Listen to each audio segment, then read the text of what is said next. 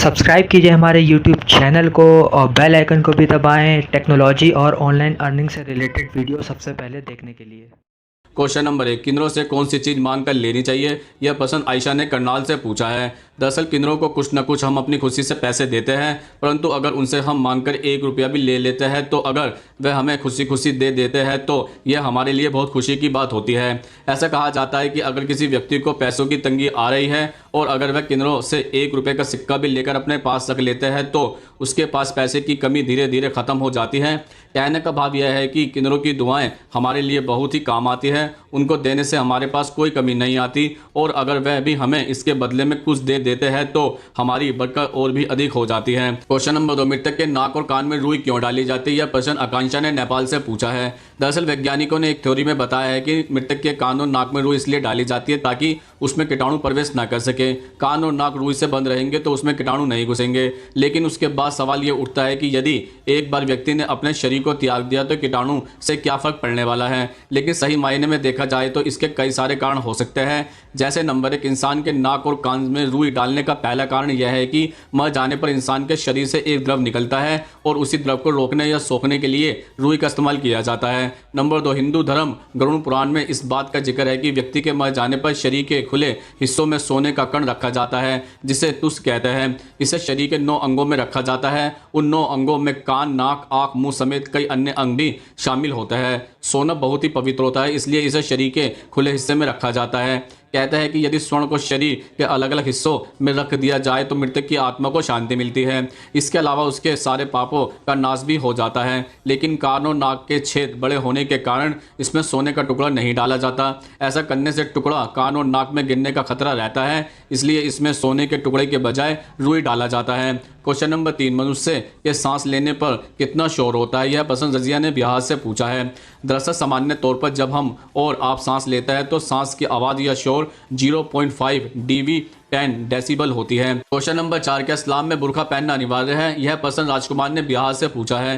दरअसल इस्लाम में सिर के बालों पूरे तन को ढकना अनिवार्य है। नकाब बुर्का जैसा कुछ अनिवार्य नहीं है। मुस्लिम औरतें बुर्का या नकाब अपनी सहूलत के लिए पहनती हैं। इस्लाम के जानकारों के अनुसार इसके कई और भी फायदे हैं, जैसे अमीर गरीब आप जज नहीं कर पाओगे। कुछ घटिया इंसान अपनी छोटी मानसिकता से खूबसूरत बदसूरत का आकलन नहीं कर पाएंगे और जाहिर है कि आज के समय में प्रदूषण से भी बचा जा सकता है। क्वेश्चन नंबर 5, मटके में पानी ठंडा क्यों रहता है? यह प्रश्न जीतिका ने हरियाणा से पूछा है। दरअसल इस प्रश्न का आंसर हम काफ़ी पहले भी दे चुका है, लेकिन बार बार यह प्रश्न पूछने पर हम इसका आंसर दोबारा दे रहे हैं। दरअसल जब फ्रिज नहीं हुआ करता था तो लोग ठंडा पानी पीने के लिए मटके का इस्तेमाल करते थे।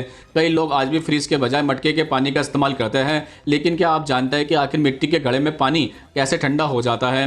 दरअसल मिट्टी के घड़े की दीवारों में असंख्य सूक्ष्म छिद्र होते हैं और इन छिद्रों में पानी रिसता रहता है, जिस कारण घड़े की सतह पर हमेशा गीलापन रहता है। मटके की सतह पर छिद्र अति सूक्ष्म होते हैं। इन छिद्रों से निकलने वाला पानी का वाष्पीकरण होता रहता है और जिस सतह पर वाष्पोत्सर्जन होता है वह सतह ठंडी हो जाती है। वाष्पोत्सर्जन की प्रक्रिया में पानी की वाष्प बनती है और यह क्रिया हर तापमान पर होती रहती है।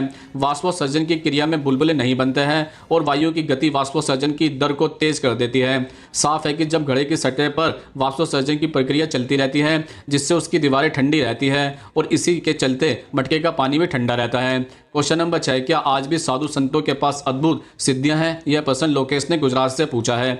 दरअसल आज के साधु संत वैदिक काल के साधु संतों की तरह से कड़ी तपस्या नहीं करते हैं, इसलिए यह उम्मीद नहीं के बराबर है कि आज के साधु संतों के पास अद्भुत सिद्धियां हो। क्वेश्चन नंबर 7, कपड़े पहनते समय चट चट की आवाज़ क्यों आती है? यह प्रश्न राहुल ने महाराष्ट्र से पूछा है।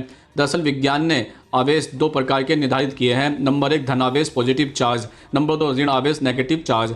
दरअसल कुछ कपड़े जैसे नायलॉन या पॉलिस्टर, उदाहरण के रूप में ट्रैक सूट, खिलाड़ियों द्वारा पहने जाने वाले कपड़े इत्यादि घर्षण के कारण आवेशित हो जाते हैं। इस प्रकार के कपड़ों में आवेशित होने की क्षमता अधिक होती है अन्य कपड़ों की तुलना में। दरअसल हमारा शरीर भी विद्युत का सुचालक है। कपड़े पहनते या खोलते समय शरीर और कपड़े के बीच घर्षण होता है।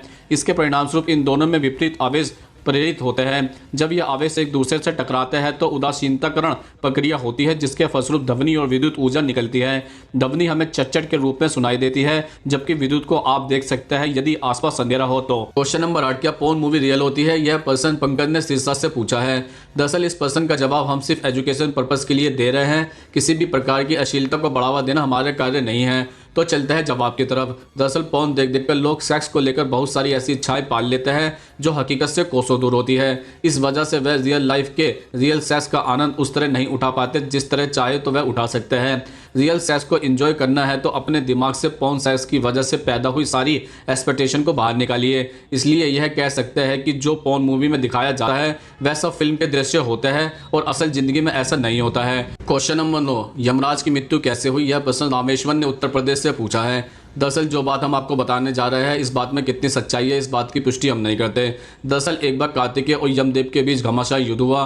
कार्तिकेय के सामने यमराज टिक नहीं पाए और कार्तिकेय के प्रहार से जमीन पर गिर गए और उनकी मृत्यु हो गई। भगवान सूर्य को जब यमराज की मृत्यु का समाचार लगा तो वे विचलित हो गए। ध्यान लगाने पर ज्ञात हुआ कि उन्होंने भगवान शिव की इच्छा के विपरीत श्वेत मुनि के प्राण हरने चाहे थे। इस कारण यमराज को भगवान भोले के क्रोध को झेलना पड़ा।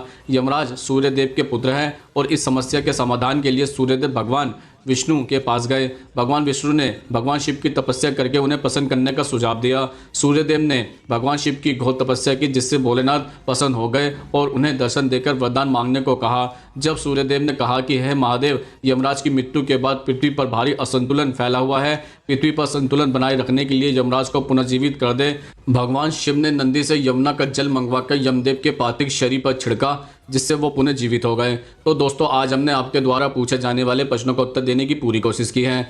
अगर आप भी हमसे कोई प्रश्न पूछना चाहता है तो कमेंट्स बॉक्स में लिखकर पूछ सकते हैं, हम उसका उत्तर देने की पूरी कोशिश करेंगे। और हाँ दोस्तों, आपके काफ़ी सारे सवाल पूछने के लिए आते हैं, सारे सवालों का आंसर हम नहीं दे पाते, इसके लिए हम आपसे क्षमा या माफ़ी चाहते हैं। अगर ये वीडियो आपको अच्छी लगी हो तो इस वीडियो को लाइक करें, कमेंट्स करें, ज़्यादा से ज़्यादा शेयर करें और हमारे चैनल को सब्सक्राइब जरूर करें।